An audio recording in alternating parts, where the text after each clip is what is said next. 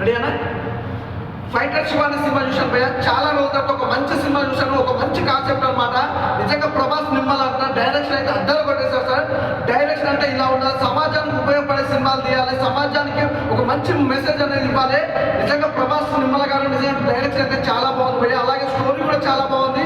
దీనికి తోడు hero acting నిజంగా మణికాంత్ అంటే అసలు క్యారెక్టర్ వైజ్ గా మాత్రం అద్దరిపోయింది భయ్య. హీరో అయితే చాలా బాగా చేశారు మణికాంత్ గారు.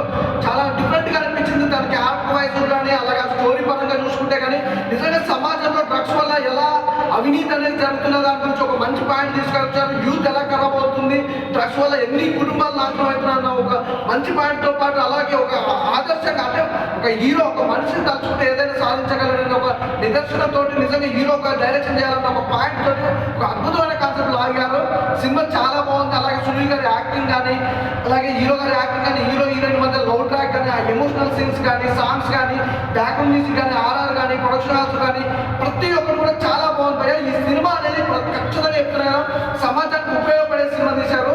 నాకు తెలిసి ఫ్రైడే కానీ ఇంతకుముందు చాలా సినిమాలు వచ్చిపోయాయి. ఈ cinema is the best cinema భయ్య. సమాజానికి ఉపయోగపడే సినిమాలు తీయాలంటే నిజంగా ప్రభాస్ నిమ్మల గారు చాలా బాగా అనిపించారు సార్. ఇలాంటి సినిమాలు ఎన్నో చేయాలని కోరుకుంటున్నాను. ఎందుకంటే ఇలాంటి సినిమాలు సొసైటీకి చాలా ఇంపార్టెంట్ అనమాట. చాలా మంది ఏంటంటే డబ్బుల కోసం సినిమా తీస్తారు కానీ డబ్బుల కోసం కాదు సార్, నిజంగా సొసైటీకి ఉపయోగపడే సినిమా తీశారు. అలాగే హీరో గారు నిజంగా హీరో అంటే కండలు ఉండాలి, అది ఇది కాదు భయ్య. హీరో అంటే ఇలాగే ఉండాలని ఒక నిదర్శనంతో నిజంగా మణికాంత్ గారు నిజంగా చెప్తున్నా సూపర్ అండి. మీ యాక్టింగ్ అయితే చాలా బాగుంది. సో మచ్ మంచి సినిమా అందించారు. థ్యాంక్ యూ సో మచ్ భయ్య.